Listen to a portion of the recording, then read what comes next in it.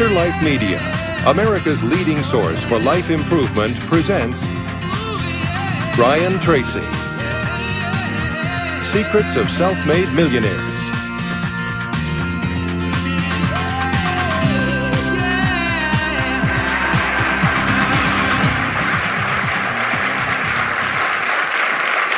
Thank you.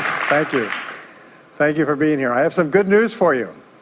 More people are going to make more money in the next few years than have been made in all of human history. In the year 1900, there were 5,000 millionaires in America. In the year 2000, there were 5 million millionaires. That's an increase of 1,000 times. Now, there was a leveling off in 2001, 2002. In the last 2 years, the number of millionaires has jumped 33%. It's jumped to 8.2 million millionaires in America, and virtually all of them are self-made, which means they started without a pot to you-know-what in or a window to throw it out of. And they've made it in one generation. When we look at the wealthiest people in America today, Warren Buffett, Michael Dell, of course, Bill Gates, Paul Allen, and the Walton family, all first-generation multi-billionaires. We have a $12 trillion economy today that is growing at the rate of $500 to $600 billion a year, and all that money is going through somebody's fingers, and your job is to make sure it goes through yours and some of it sticks. Is that a good goal for today? And my job is to show you how to do it. The good news is that all the answers have been found.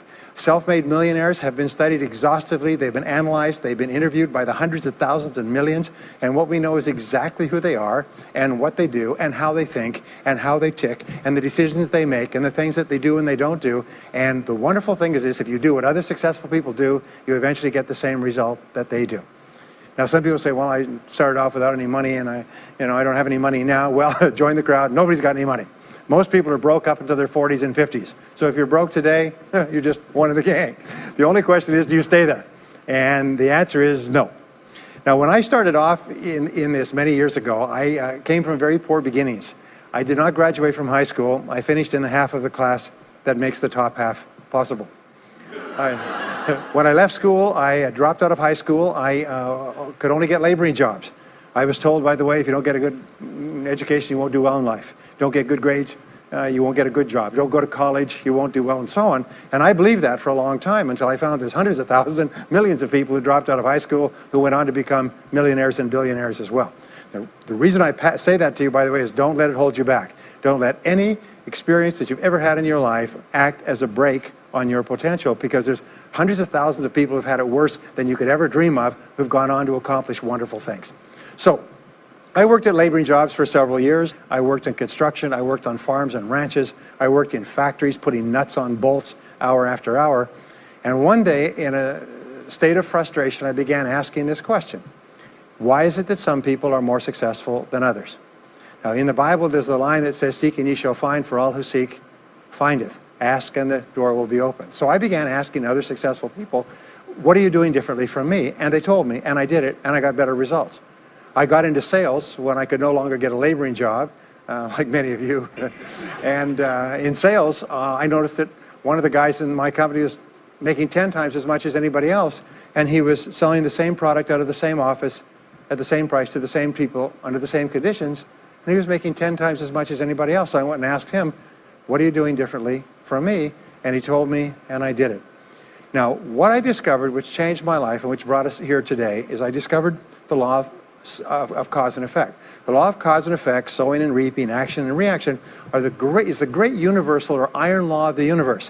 What it says is that everything happens for a reason, is that there are no causeless effects, is that even if we don't know what is causing the effect, we trace it back. It's the basis of the scientific process, of all medical research, of all marketing, of all business, is if you can define an effect that you want, you can trace it back and find somebody who at one time did not have that effect, and then find out what they did, and then do the same things, and you eventually get the same results. We say that success is not an accident. Failure is not an accident. Success leaves tracks. So if you just follow the tracks of other successful people, no matter where you're starting from, you eventually get to the same place that they get.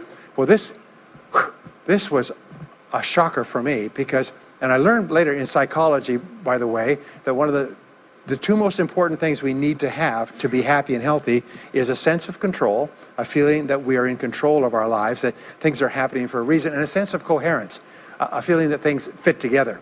Well, when I realized the law of cause and effect explained everything, I thought, wow. So in sales, I went to the top of my sales force. I read and I learned, attended courses, and especially I applied what I learned. And then when I got into sales management, I again read the books and took the courses and asked for advice. And when I got into real estate and importation and development and manufacturing and distribution and a whole series of businesses over the years, the first thing I did is I asked, how does it work? How do people succeed in this field?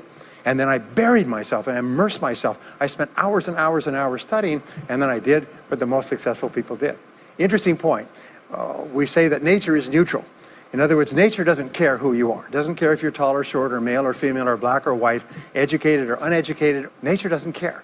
All that nature cares is that you do what successful people do. It's like making a recipe. Nature doesn't care if you follow a recipe. If you follow the recipe exactly, you get the dish. Nature doesn't care who's doing it. And that's the wonderful thing about our society. It's basically like justice. It's blind, is nature doesn't care. In fact, there are a lot of people who are not as smart and not as talented as you who are doing vastly better than you, not because they're better, but because they're just following proven success methods. There's nothing that will make you madder than to see somebody who's dumber than you, who's making more money than you, right? Have you had that experience? So what we do is we use proven success methods. We just find out what they are, and we do them over and over again. Quick point, nothing works the first time, okay? Please understand that. Nothing works the first time. What is the average number of times that a person tries with a new goal before they give up? Can you guess? Well, the average is less than 1, because most people give up before they try even once. They say, that's a great goal. I'd love to be financially independent, and then they give up. They don't even try. They say, but I couldn't because of this and because of that and so on. And then they move away to a wonderful place called Someday I'll. You ever heard of Someday I'll? Someday I'll start saving money. Someday I'll get out of debt. Someday I'll lose weight. Someday I'll start a business. Someday I'll get serious about my finances. And most people live on Someday I'll. Your job and my job is to vote yourself off the island, right? And we start taking control of our lives. Well, about some years ago, I was called by a major businessman, and he asked me if I would do a talk for his 800 entrepreneurs that own separate franchises within his organization on how to become a self-made millionaire. And I said, sure. When you're a young speaker, you agree to speak on any subject. Sure, I'll speak on that subject. Now, I was just like most people. When I was young, I wanted to be a millionaire by the time I was 30. And when I hit 30, I put it off to 35. And as I got to 35, you put it off to 40, and then you kind of just don't look at it anymore. You forget about it and feel the deck is stacked against you. Well, I was about 38, 39 when he called me up and asked me. I said, sure, no problem. And I said, now, what do I know about self-made millionaires? And this is a shocker. I didn't know anything. Oh, I knew that they had more than $1 million, but that's a real basic piece of knowledge, you know. So I started thinking, what do I know about them? So I began to study them. And that's when I found out that they've been studied so thoroughly, is we know everything there is to know about them. They are a source of incredible fascination. And there's 50 years of research. So I began to read the studies and find out where they came from and what they did and how they thought and where they started and the decisions they made and the kind of people they were. One of the things that I learned, by the way, is that becoming a self-made millionaire is not the important thing. What is really important is the person you have to become a self-made millionaire. You have to become a totally different human being. One of my friends says that in order to achieve something you've never achieved before, you have to become someone you've never been before. And it's a really important insight, is the qualities that you need to develop, qualities on the inside to become a self-made millionaire, are incredible qualities that make you a vastly better person. Not only better in terms of character, determination, discipline, decision-making, strength, and so on, but they make you a far better person. They round out your character in a far better way. So the real payoff of becoming wealthy is not because you can eat more, because how many more meals can you eat? How many more clothes can you wear? But it's the kind of person that you become, and then the kind of people that you associate, the kind of life that you have. And so the things that we're going to talk about now, and I know that you're some of the smartest people in our country, so I'm going to give you these ideas very quickly, like dealing cards. What I found in my research is that there's a series of qualities that self-made millionaires have. If you have these qualities, your success is virtually guaranteed. And if you don't have these qualities, the qualities are learnable. Point number one is that all business or sales skills are learnable. All financial skills are learnable. If you can drive a car, you can learn any skill. If you can drive a car, you can learn the skill. Now, number two is you're probably only one skill away from doubling your income right now. you're probably only one skill away from setting yourself on the road to becoming a self-made millionaire. That turns out to be the case for almost everyone. And if you don't know what that skill is, maybe over the course of the time we spend together, it'll jump out at you. But whatever it is, you've got to find it out and go to work on it, because it is learnable. It's a learnable skill. People say, well, I've never been very good with money. Well, get over it. The fact of the matter is, you can learn what you need to learn to achieve anything that you want to achieve.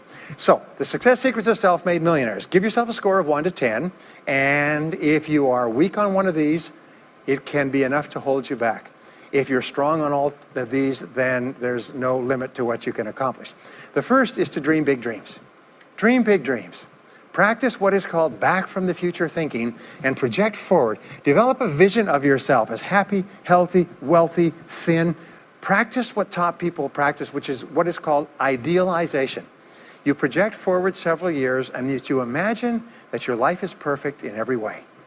Imagine that you have no limitations. Imagine that you have all the time and all the money and all the friends and all the contacts and all the education and all the experience, and that you could be or have or do anything you want in life. If you could, what would it be? If your life were perfect in 5 years, what would it look like? How much would you be earning? How much would you be worth? What kind of a family life would you have? What kind of health would you have? What kind of car would you be driving? What would your life be like if you could wave a magic wand and make it perfect in every way? Now, what we have found is this is the starting point of great riches, and it's the starting point of great success in life, is for you to have a dream or a vision of a wonderful future.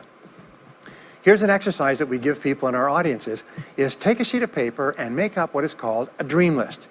Now imagine this is kind of like a kid's Christmas list, and that it just allows you to just run wild and just write down everything that you could think of that you could possibly want. I had a friend who I taught this to, and he got so excited about it, he bought a spiral notebook, and he began writing. And he'd go through the newspaper, and every single thing he saw in the newspaper that was nice, he wrote it down as a goal. He ended up, first time through, with 330 goals.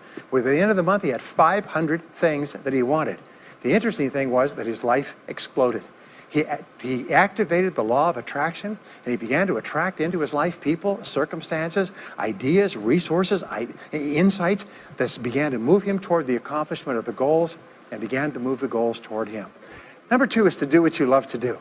Whenever you find people who are really successful in life, they're people who do what they love to do.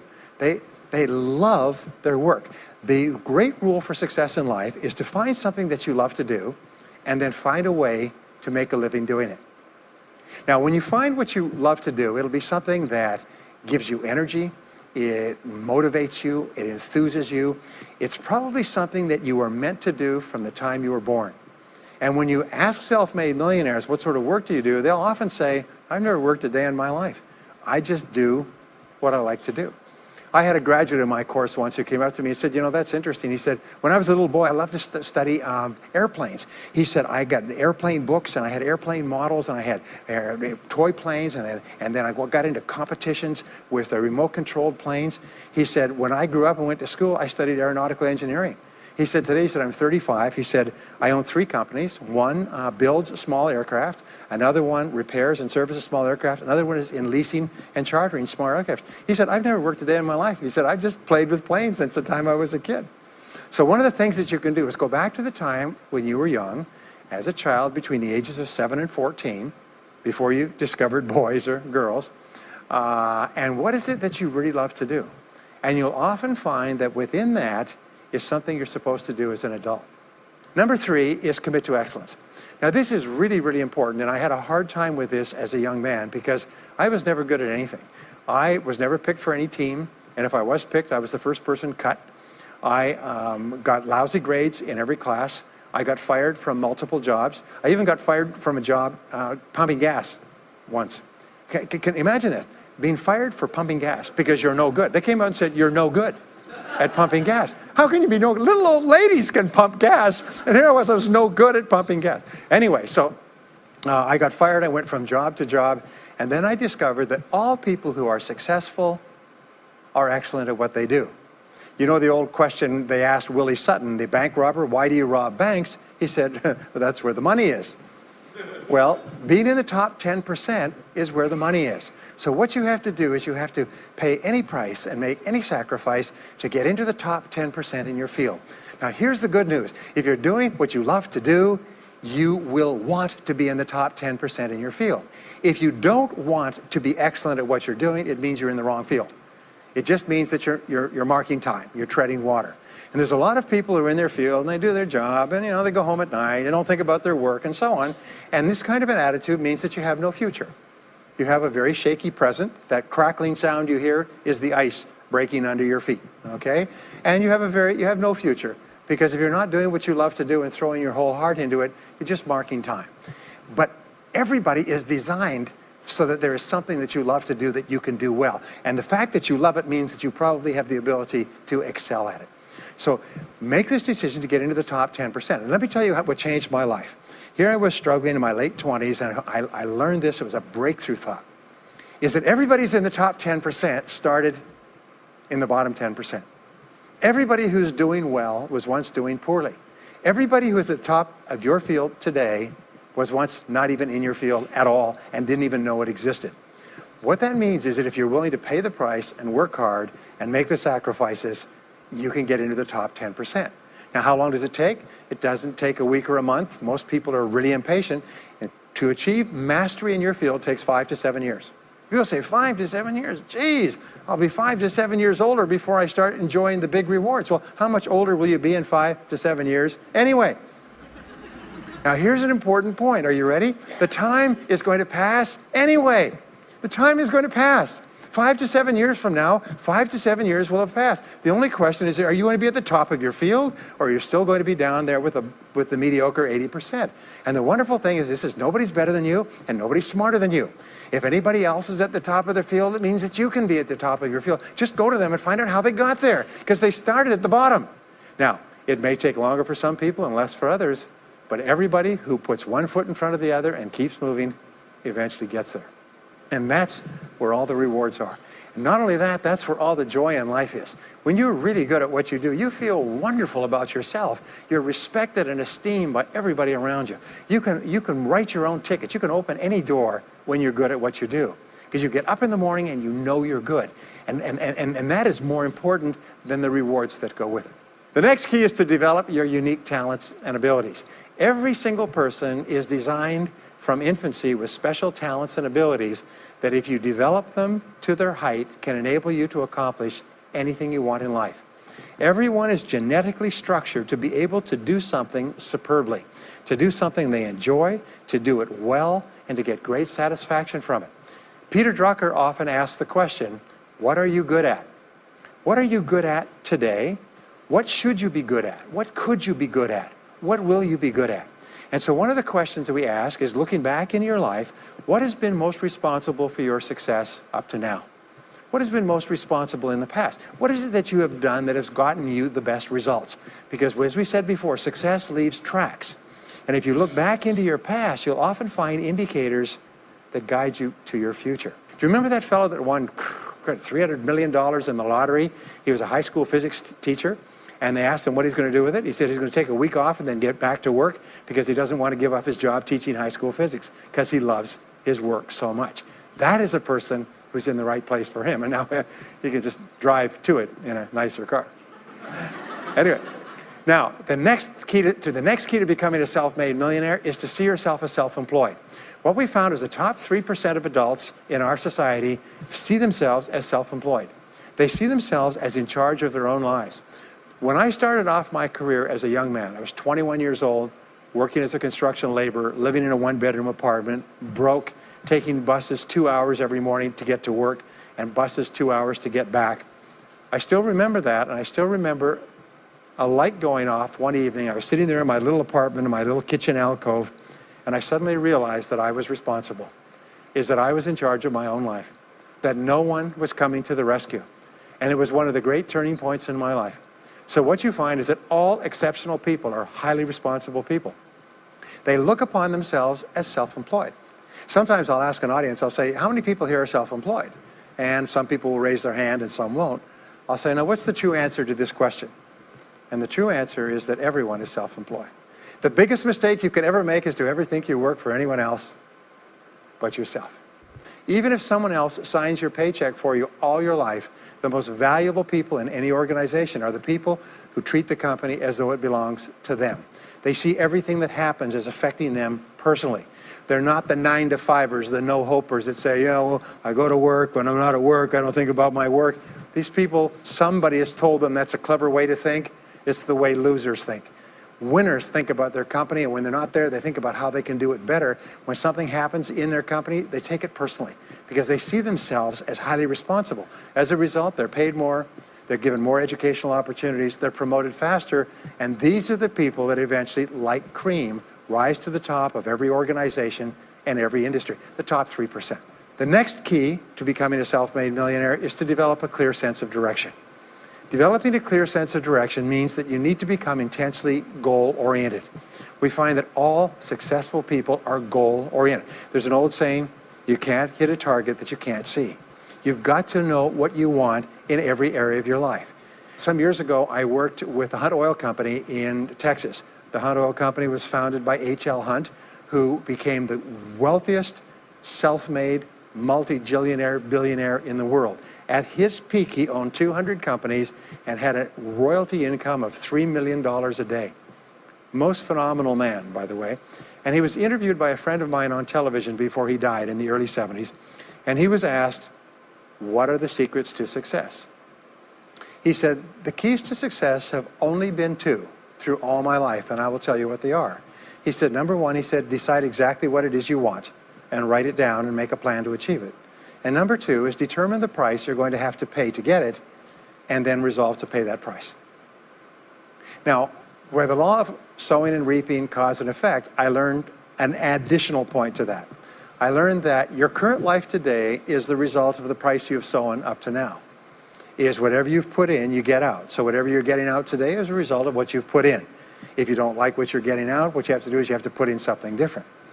What I found is this, is that life is always just in the long run. So therefore, life says this, is there's a price you have to pay, and there's two qualities. First of all, you have to pay the price in full for your success of study, preparation, hard work, and so on. And second of all, you have to pay the price in advance.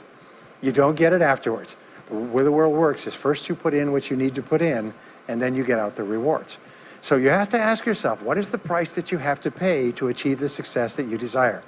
And you have to write it down and make a plan and work on it every day. Now let me give you a quick exercise, which is my only take-home or homework exercise for our time together. I want you to take a piece of paper like this and write down 10 goals that you'd like to accomplish in the next 12 months. Write the word goals and today's date at the top of the page. Write down 10 goals you'd like to accomplish, and then ask yourself this great question. If you could only accomplish one goal on this list, but you could accomplish it within 24 hours, which one goal would have the greatest positive impact on your life? Now this is a great question because it'll usually jump out at you. You say, that's the one. If I had this, that would have more of an impact on my life than anything else. Sometimes it's a financial goal, sometimes it's a health goal, sometimes it's a relationship goal. But whatever it is, put a circle around that goal and then turn the page over and write it at the top of the page, set a deadline on the goal, make a list of everything that you could think of to do to achieve the goal, and then begin working on your list. And here's the kicker, do something every day. Do something every day that moves you one step forward towards your major goal. My promise to you that this exercise, selecting your most important goal, making a plan, and working on it every day, will change your life in ways that you cannot imagine. They say that people begin to become great when they determine their major definite purpose, their number one goal, and work on it every day.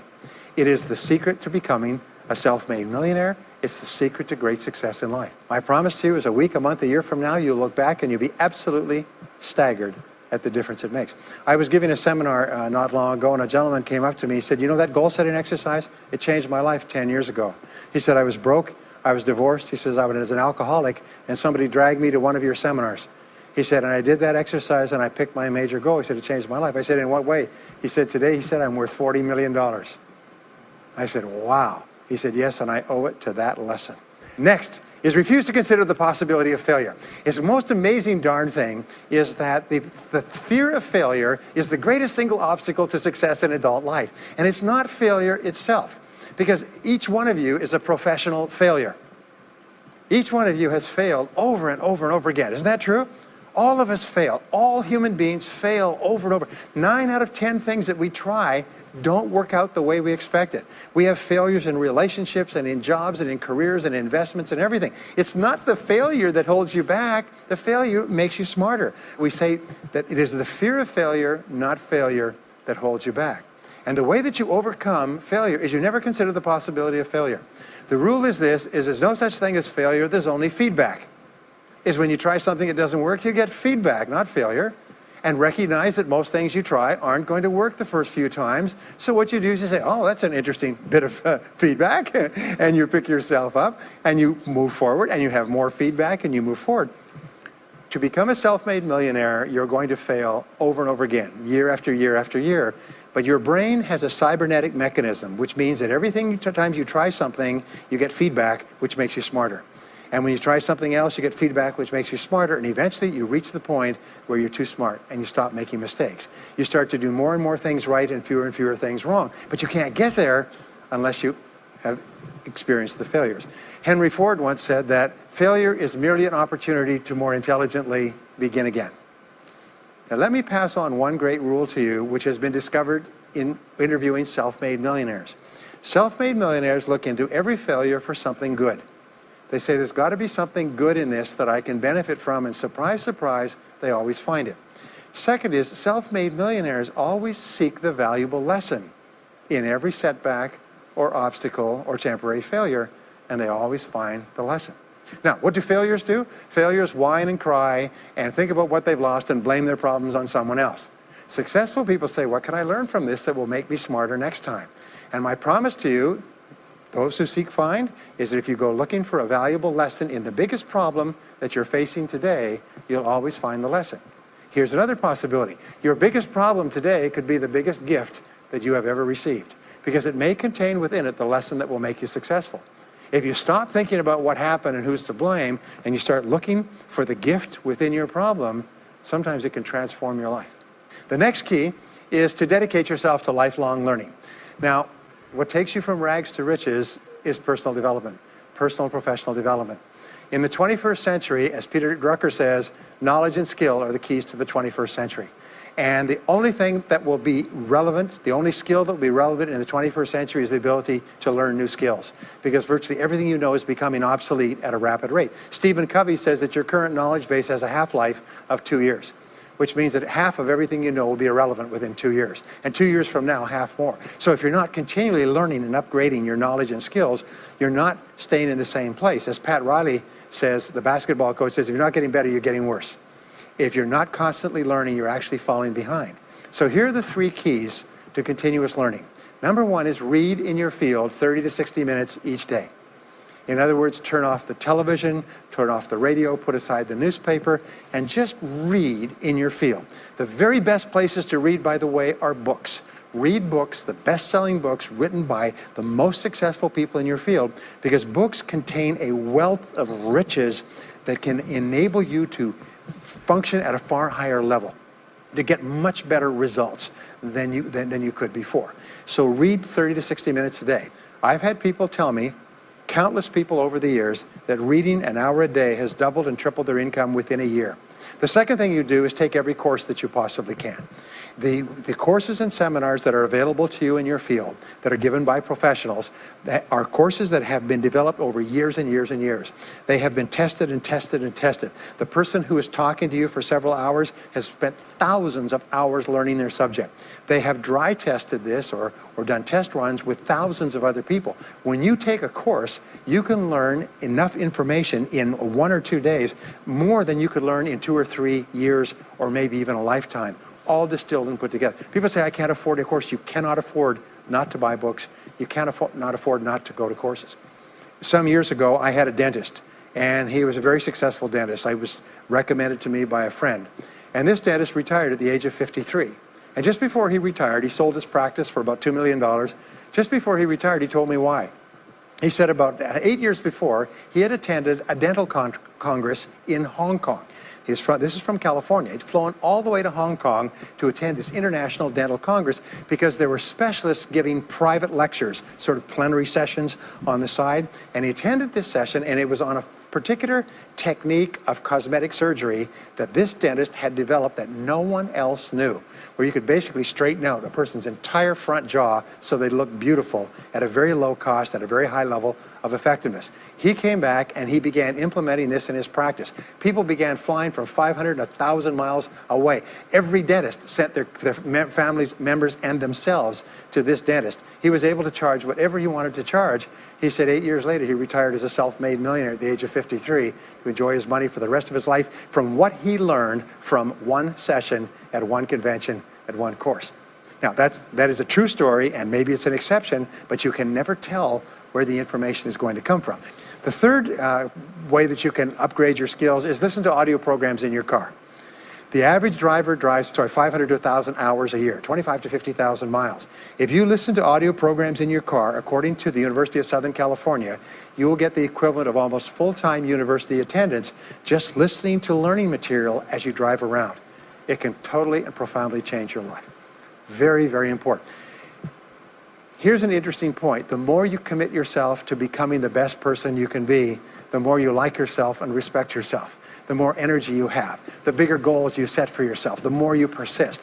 When you invest in yourself and you read and learn and upgrade your skills, you're telling yourself, wow, I am a person with a great future, and it's up to me to maximize my potential. And your self-esteem goes up, your self-respect goes up, your sense of personal pride goes up, and you started to get promoted more and paid more in every part of your life.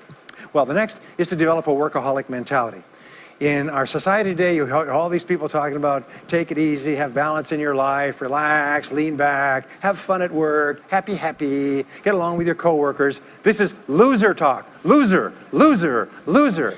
Now, there's a time in your life when you can back off, all right? You can take it easy. But that's when you've made it, not before you've made it. Because before you've made it, you're in a competition with hundreds of thousands of millions of other people, like at the Olympics, who also want to make it. And in order for you to win, you are going to have to work harder and work better and work smarter than they do. So the rule is to develop a workaholic mentality. What does this mean? It means that you start a little earlier, you work a little harder, and you stay a little later. Use what I call the 40-plus formula. The 40-plus formula says that working 40 hours a week gets you survival, and that's all. You work 40 hours a week, you survive. You make no progress. You don't go ahead. You just barely hang on. Every hour that you invest in your work or yourself over 40 is an investment in your future. So you can tell what your future is going to be with unerring accuracy by looking at how many hours over 40 you put in. Now, how many hours does the average self-made millionaire in America work until he passes the $1 million mark? 59. Some of them work 70, 80, 90. The average is 59 hours. How much does the average top executive work? 59 hours. So that's rule number one, is the hours you put in over 40. If people say, well, my office is locked and I can't get in more than 40 hours a week, then good. Then spend the rest of the time investing in yourself, getting better at your work when you do it. Now, here's my second principle, and this principle changes your life. It is this, is work all the time you work. When you work, work, don't play. Fully 50% of working time today is wasted. And it's wasted in idle conversation, personal business, family phone calls, surfing the internet, reading the newspaper, drinking coffee, long lunchtimes, coming in late and leaving early. And then the other 50%, you're scrambling because now you're behind because you wasted so much time fooling around. Now you start to work and you don't work on high priority tasks. You try to get rid of all the little stuff.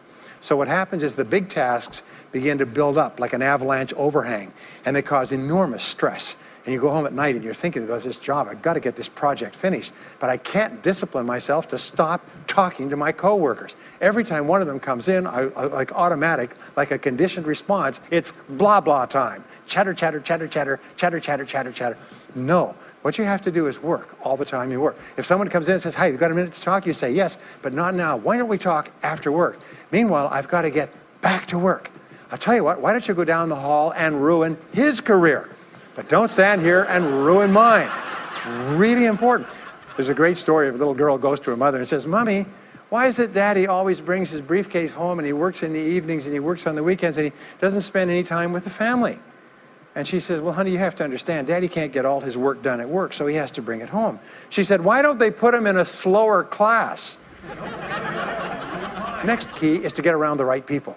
This is a key for becoming a self-made millionaire, is get around the right people. Dr. David McClellan at Harvard did studies for 25 years looking into why it is that some people succeeded greatly in life. What he found was as much as 99% of your success in life is going to be determined by what he called your reference group. Your reference group are the people with whom you habitually associate. They're the people that you associate with at work, the people you associate with home, your church, your political party, your social circle. What he found in working with people is that changing a person's reference group totally transformed the way they think. Why? It's because we are like chameleons, and we absorb through the skin the attitudes, the opinions, the behaviors, the style of dress, the style of speech of the people with whom we associate most of the time. If you start to associate with winners most of the time, you find that they have a totally different worldview. They're positive, they're upbeat, they're focused, they're learning, they're growing, they're positive at what they're doing, and you start to become like that. We know that our relationships determine 85% of our happiness or unhappiness in life. In other words, if you have bad relationships, personal relationships, they will drag you down worse than a sea anchor. If you work for a bad boss, it'll destroy all your joy in work. If you have one negative coworker, they found that one negative person in an office can cast a blackness over the whole office because of his or her negativity. And so the most important thing you do is you choose your relationships with care and only associate with people that you like and respect and enjoy being around. Next is be prepared to climb from peak to peak. One of the keys to becoming a self-made millionaire is to realize that life is never one continuous train. It's always up and down. So it goes up. Like if you climb a mountain peak, you have to go down into the valley before you climb the next peak. So all of life is cycles and trends. All of life is cycles and trends. And there's up cycles and there's down cycles and there's up trends and there's down trends. The question is, what is the general direction of your trends? We say this, is that life is 2 steps forward and 1 step back. Successful people focus on the 2 steps forward, and then they protect themselves on the downside. They build up cash reserves. They put in stop-loss orders on their stock market. They very carefully watch what they're doing, so they try to maintain that 2 steps up, and then they make sure that the 1 step back is not so far. And then they want to make sure that this curve is generally upward, so that each time there's a step back, they're still further ahead than they were before. The next one, which is to develop resilience and bounce back. Developing resilience and bouncing back is one of the key qualities of self-made millionaires, because as I said right at the beginning, most things won't work. This is a very interesting point, is that you're going to be knocked down over and over again. And what we know, as my friend Charlie Jones says, is you have to bounce, don't break. And when things go wrong, bounce. And so what I learned many years ago was this interesting technique of what is called mental rehearsal. And mental rehearsal says that you mentally prepare for the inevitable downturns before they occur. So you say, all right, in the course of life, things are going to go wrong, but when they do, I'm not going to become upset. I'm not going to get mad or angry or anything else. I'm just going to take it and learn from it and pick myself up and keep going. Sometimes I ask this question, does anybody here have any problems? Everybody says yes, everybody's got problems. Well, here's the rule, is all of life is a continuous series of problems. They never end. The problems just keep on coming, like the waves of the ocean. The only break in this unbroken series of problems will be the occasional crisis. So life will be problem, problem, problem, problem, problem, problem, crisis.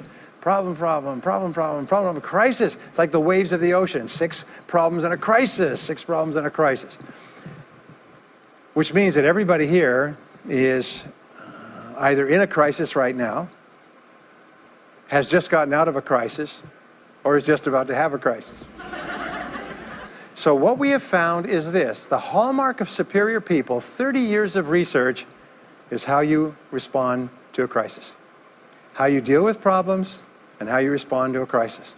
And what we have found is this, is superior people look for the solution to every problem. They don't allow themselves to become upset and angry. When something goes wrong, they say, okay, what's the solution? And they become intensely solution-oriented. When you have a very intense problem, that stimulates creativity to solve the problem. So what you do is you write and define the problem clearly. If you have a problem, you say, wait a minute, what is my problem? What is it that I'm worried about? And write it down. And the very act of defining a problem clearly often triggers the solution to the problem. One last technique that I want to give you with regard to your major definite purpose. And if you only do these two things as a result of our time together, they will transform your life. You've already identified the one goal that can have the greatest positive impact on your life. Now what you do is you take that goal and you write it at the top of a page in the form of a question. And you say, let us say your goal is to double your income. That could have a major impact on your life. You say, what are all the things that I could do to double my income in the next 12 months? Write it as a clear question. Even better, if you're earning $50,000 a year today, write, what could I do to earn $100,000 over the next 12 months? The more specific the question, the better. Then you devote yourself to writing 20 answers to this question. You must write a minimum of 20 answers. Work harder, work smarter, start earlier, stay later, change occupations, upgrade my skills, whatever it is, keep forcing yourself to write till you've written 20 answers. We call this mindstorming. The first 3 to 5 answers will be easy. The next 3 to 5 answers will be difficult. The last 10 answers will be incredibly difficult. But I have given this exercise to people who've gone on to become millionaires so many times I've lost track, because they often find that the 20th answer changes their whole life.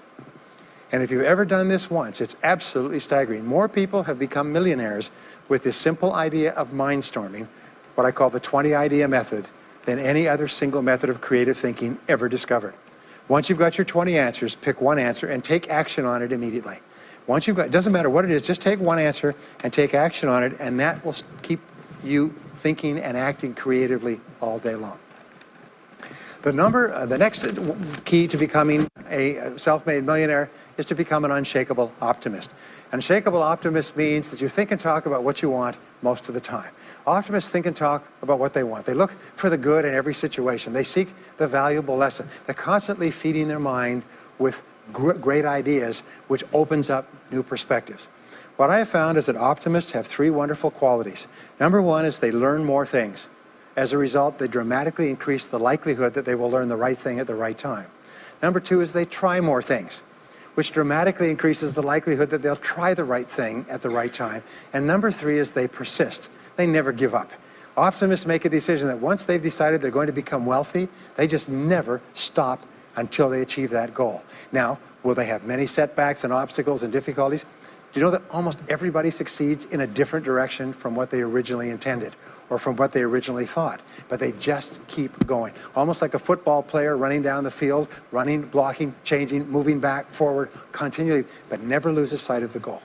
So optimists learn more things, try more things, and persist longer. I want to leave you with the last 2 qualities of self-made millionaires. Second to the last quality is that they develop the qualities of courage and persistence.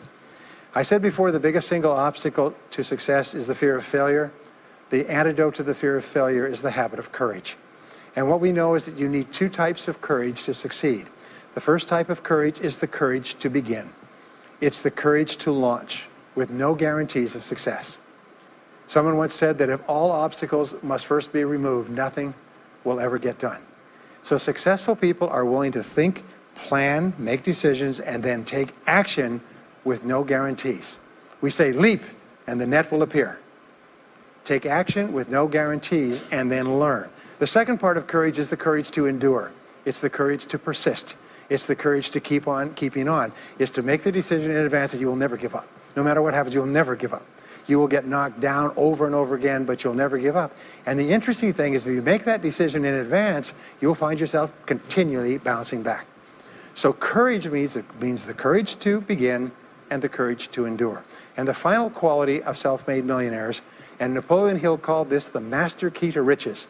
After studying 500 of the richest people in American history, he said it's the quality of self-discipline. It's the ability to make yourself do what you should do, when you should do it, whether you feel like it or not. The quality of self-discipline is the quality that will make you a big success. It's the ability to force yourself to do what you know you should do. And here is the wonderful discovery. Is persistence is self-discipline in action. Every time you persist, you build your self-discipline. Every time you practice self-discipline, you build your ability to persist. And the 2 of them are tied into your self-esteem. So the more you persist, the more you like yourself. And the more you like yourself, the more discipline you have. And the more discipline you have in practice, the more you like yourself. As a result, the more you persist. And eventually you get onto an upward spiral where you become absolutely unstoppable. You reach the point where you know you can achieve the goal and nothing in the world can stop you. And every step that you take forward makes you stronger and stronger and stronger until finally people say, I know one thing about him, I know one thing about her. You cannot stop him or her. Once they decided they want something, they will not stop until they get it. And when you develop that quality, there will be nothing that is impossible to you. So let me just leave you with these last points. We're living at the very best time in all of human history. More people are going to make more money in the next few years than have ever been made in all of human history. More people are going to become millionaires and are becoming millionaires today at a faster rate than we've ever thought possible. And no one is better than you and no one is smarter than you. And if you do what other self-made millionaires do, then nothing in the world can stop you from eventually getting the same results as other self-made millionaires. And I hope you do. Thank you very much.